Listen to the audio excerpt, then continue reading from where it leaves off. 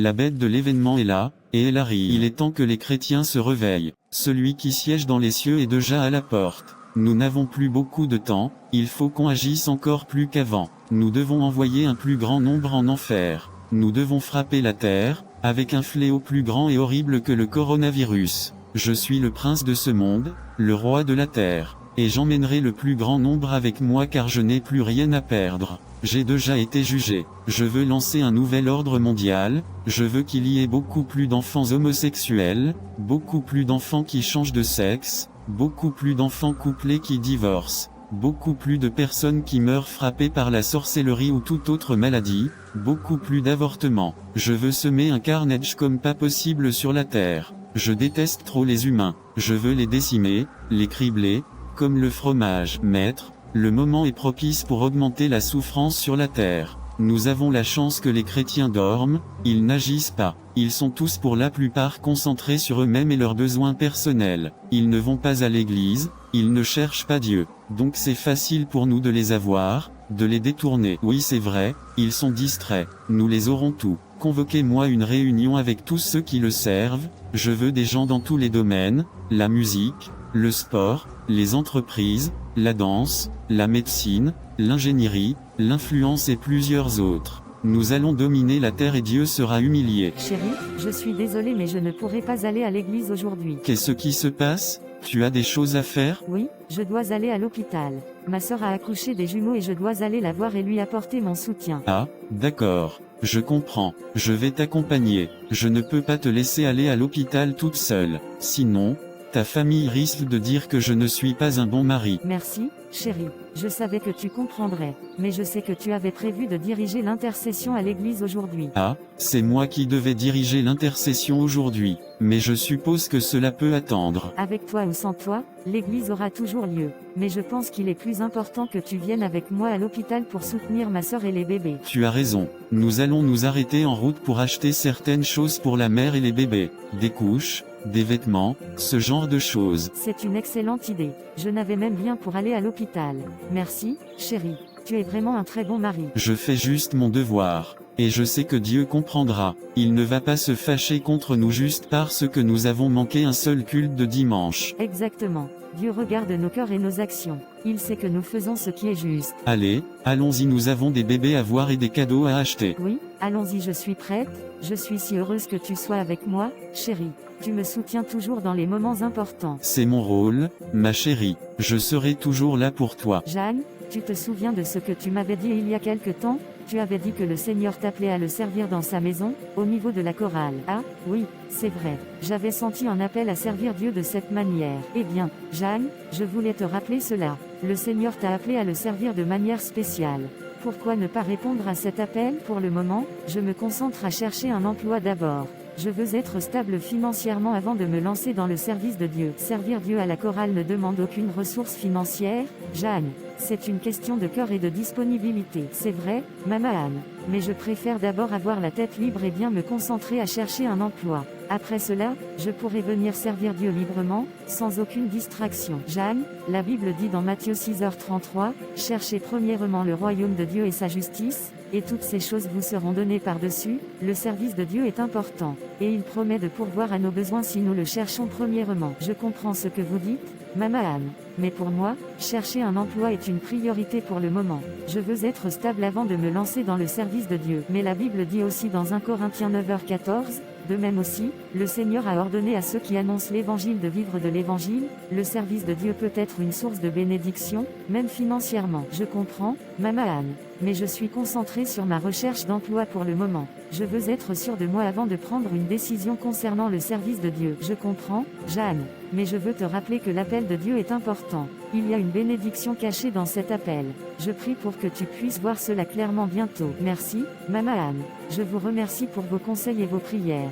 Je vais continuer à chercher un emploi et à prier pour que Dieu me guide. Eh bien, Jeanne, je vais continuer à prier pour toi. Je suis sûre que Dieu te guidera sur le chemin qui est le meilleur pour toi. Merci, Maman Anne. Je vous remercie pour votre soutien. Andrea, pourquoi rentres-tu si tard? Je commençais à m'inquiéter. Désolée, maman. J'étais en boîte avec des amis. On voulait juste se détendre et passer un bon moment. Andrea, il n'y a rien de bon à vivre la vie de dehors. Ce qui est important pour toi, c'est de chercher Dieu, faire tes études et te concentrer sur ton avenir. Pourquoi te laisses-tu distraire par ces choses? Je voulais juste me détendre, maman. Il n'y a rien de mal à ça. Je suis grande maintenant, je peux prendre soin de moi. Andrea, écoute-moi.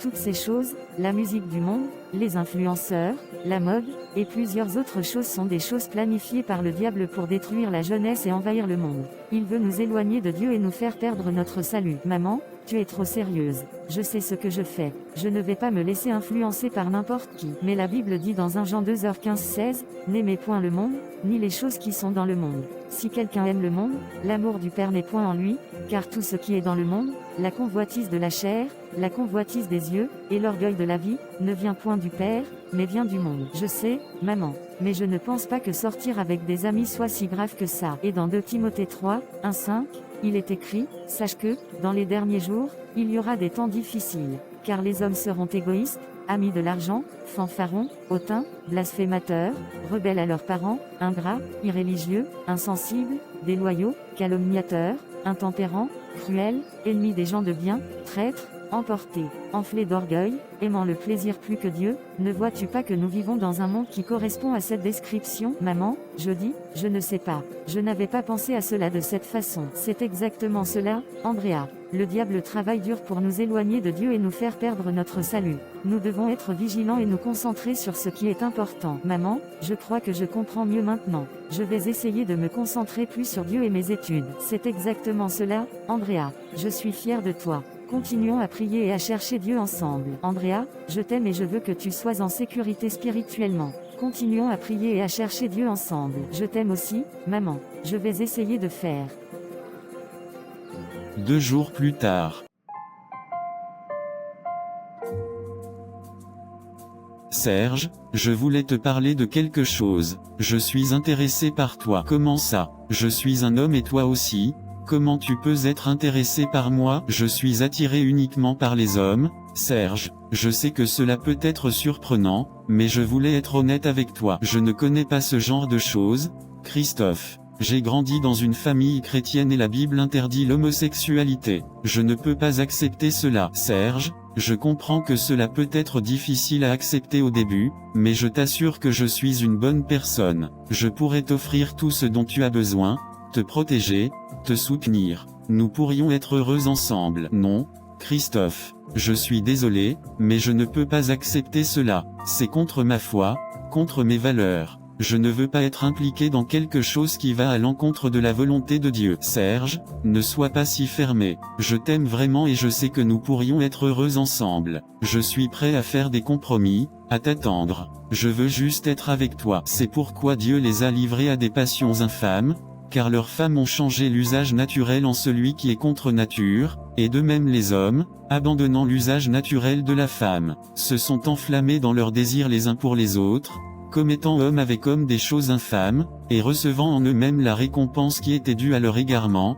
Romains 1h26-27. Serge, la Bible a été écrite il y a longtemps. Les temps ont changé. Nous devons être ouverts d'esprit et accepter les gens pour ce qu'ils sont. Ne vous y trompez pas, ni les impudiques, ni les idolâtres, ni les adultères, ni les efféminés, ni les hommes infâmes, ni les voleurs, ni les cupides, ni les ivrognes, ni les outrageux, ni les ravisseurs n'hériteront le royaume de Dieu. 1 Corinthiens 6, 9-10. Christophe, je t'en prie, ne te laisse pas détourner par le diable. C'est l'œuvre du diable de nous éloigner de Dieu et de nous faire perdre notre salut. Serge, je dis, je ne sais pas quoi dire. Christophe, je t'aime comme un ami et je veux que tu sois sauvé. Je prie pour toi, pour que tu puisses voir la vérité et revenir sur le droit chemin.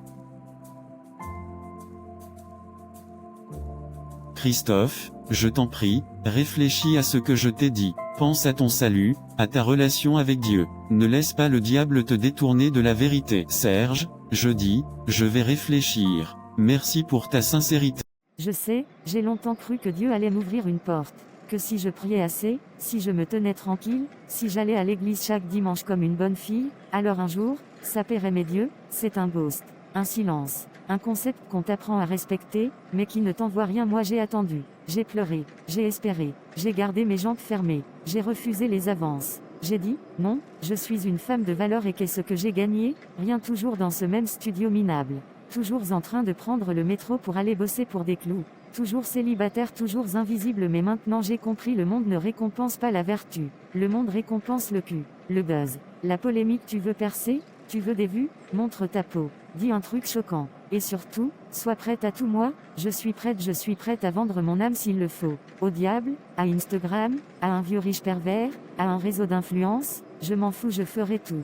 Tout parce que rester ici, à me faire voler ma jeunesse par la Bible et les promesses d'un paradis que je verrai jamais, non. C'est fini. Je veux être une très grande influenceuse, même s'il faut quoi? Même s'il faut que je devienne homosexuelle, je n'ai aucun problème. Je veux l'argent à tout prix, je veux sortir de la pauvreté, je veux vivre ma vie de rêve, ma vie de luxe, aller à Dubaï me balader. Je n'ai plus le temps à perdre à l'église. Quelques mois plus tard. Andrea, ma chérie, je dois te parler de quelque chose de très important. Il s'est passé quelque chose de grave cette nuit. Qu'est-ce qui se passe? Maman, tu as l'air bouleversée. Dis-moi, c'est Kendra. Tu te souviens de Kendra, l'ancienne sœur de l'église? Elle est décédée cette nuit. Un accident de la route. Elle revenait d'une soirée. Quoi? Non, non, maman, ce n'est pas possible. Kendra, mais, je l'ai vue il y a quelques semaines. Elle était pleine de vie. Elle riait, elle parlait fort. Elle disait que l'église c'était une perte de temps, que Dieu c'était pour les faibles. Et là, elle est morte. Oui, le Seigneur seul connaît les cœurs, mais elle est partie brusquement, sans prévenir, sans avoir eu le temps de revenir à lui, semble-t-il. Mais pourquoi? Pourquoi elle, Seigneur? Elle était encore jeune. Elle avait quitté l'église, oui, mais je pensais qu'elle aurait le temps, qu'un jour elle reviendrait. Le chemin qu'elle a choisi, l'a menée à la mort. Seigneur, j'ai vraiment très mal pour elle. Je sais, ma fille, moi aussi j'ai mal. J'ai prié pour elle souvent. Mais tu sais, cela nous rappelle combien le temps est court. Personne ne sait ni le jour ni l'heure. Maman, il faut qu'on fasse quelque chose. On ne peut pas rester là à regarder les âmes se perdre, comme ça. Il faut qu'on commence à évangéliser chaque jour. Chaque jour, gagner les âmes. On ne peut plus se taire. Le diable est en train de détourner les enfants de Dieu un par un. Et on regarde? Non, maman. Il faut agir. Tu as raison, Andrea. Tu as entièrement raison. C'est exactement ce que le Seigneur attend de nous dans Matthieu 28, 19. Jésus nous dit, allez, faites de toutes les nations des disciples, les baptisant au nom du Père, du Fils et du Saint-Esprit. Ce n'est pas une option. C'est un ordre. On ne peut pas attendre que les gens viennent à nous. Il faut aller vers eux, parler, témoigner, montrer que Dieu est vivant, qu'il les aime, qu'il veut les sauver. Et tu sais, dans Ézéchiel 3h18, il est écrit, quand je dis aux méchants, tu mourras si tu ne l'avertis pas, si tu ne parles pas pour détourner le méchant de sa mauvaise voie, afin de lui sauver la vie, ce méchant mourra dans son iniquité. Mais je te redemanderai son sang. Nous sommes responsables, ma fille. Nous devons avertir, parler, semer. Kendra, Seigneur, si seulement j'avais pris le temps de lui parler, de lui dire qu'il y a encore de l'espoir. Je ne veux plus jamais vivre ça. Je ne veux plus pleurer sur quelqu'un que j'aurais pu toucher. Plus jamais. Alors on va le faire ensemble. Dès aujourd'hui, on va prier, on va jeûner, et on va parler. Chaque jour. À nos voisins, à nos amis, dans le bus, à l'école, partout. Même s'ils se moquent, même s'ils refusent. Nous aurons fait notre part. Oui, maman, on va le faire. Pour que plus aucune Kendra ne parte sans connaître la vérité, plus aucune âme perdue dans les ténèbres. On va briller, maman. On va briller pour Jésus. Amen. Et que le Saint-Esprit nous guide. Chaque jour, chaque mot, chaque pas, comme dit dans Romains 1h16. Car je n'ai point honte de l'évangile, c'est une puissance de Dieu pour le salut de quiconque croit. On n'aura pas honte. On va marcher avec audace. Frères et sœurs, où sommes-nous? Où en est l'Église de Christ? Le monde brûle, et nous dormons. Le diable travaille jour et nuit pour détourner nos jeunes, et nous chantons, nous dansons, pendant que nos enfants périssent. Nous avons perdu notre sœur Kendra, une âme précieuse, une fille qui connaissait la vérité, mais que le monde a séduite. Et pendant que le diable gagnait du terrain, où étions-nous? La parole dit, soyez sobres, veillez. Votre adversaire, le diable, rôde comme un lion rugissant, cherchant qui il dévorera. 1 Pierre 5, 8. Et pourtant, nous ne veillons plus. Nous sommes trop occupés par Tito, les boîtes de nuit, les fêtes, les relations impures, et même, oui, l'homosexualité, devenue normale dans l'Église. Nous appelons le mal bien, et le bien mal, mais Dieu ne change pas. Malheur à ceux qui appellent le mal bien, et le bien mal. Ésaïe 5h20. le diable n'a plus besoin de venir déguisé, il marche maintenant au milieu de nous, car l'Église a laissé tomber ses armes. Réveillez-vous, Église, la fin est proche. Jésus a dit, quand vous verrez toutes ces choses, sachez que le Fils de l'homme est proche, à la porte. Matthieu 24h33, les guerres, les tremblements de terre, les rébellions, les fausses doctrines, tout est là. Nous vivons les derniers jours, et pourtant, nos cœurs sont tièdes. Ils tombent à genoux, en pleurant. Revenez à Dieu, quittez la vie du dehors, abandonnez l'impureté, fuyez la compromission, car la parole dit, travaillez à votre salut avec crainte et tremblement. Philippiens 2h12. Il est temps de sortir, il est temps de gagner les âmes, d'aller dans les rues, dans les écoles, dans les quartiers, et de proclamer Christ crucifié, ressuscité et glorifié. Jésus revient, et il revient pour une église sans tache ni ride. Sommes-nous cette église? Sommes-nous prêts? Voici, je viens bientôt. Tiens ferme ce que tu as, afin que personne ne prenne ta couronne. Apocalypse 3h11. N'attendons pas que d'autres candras se perdent, réveillons-nous, sortons, gagnons les âmes, cherchons la face de Dieu pendant qu'il se laisse encore trouver, car l'heure vient, et elle est déjà là. 1 Pierre 5, 8. Soyez sobres, veillez. 2 Ésaïe 5h20. Malheur à ceux qui appellent le mal bien. 3 Matthieu 24h33. Quand vous verrez toutes ces choses. 4 Philippiens 2h12. Travaillez à votre salut. 5 Apocalypse 3h11. Voici, je viens bientôt. 6 Ésaïe 55, 6. Cherchez l'Éternel pendant qu'il se trouve. Seigneur, je viens à toi avec un cœur lourd. Je sais que mes actions, mes désirs, ne sont pas en accord avec ta volonté. Je t'implore de m'aider à abandonner cette vie, à te suivre pleinement. Je sais que tu m'aimes, Seigneur, et que tu veux mon bien. Je veux être sauvé, je veux être libre de ces chaînes qui m'attachent. Je veux vivre une vie qui te plaît, qui te glorifie. Je peux tout faire par Christ qui me fortifie. Philippiens 4h13. Seigneur, je sais que je ne peux pas faire cela seul, mais je sais que tu es capable de me fortifier, de me donner la force de résister à la tentation. Seigneur, je veux être un homme nouveau, un homme qui te suit pleinement. Je veux abandonner mes anciens désirs, mes anciennes habitudes. Je veux être rempli de ton esprit,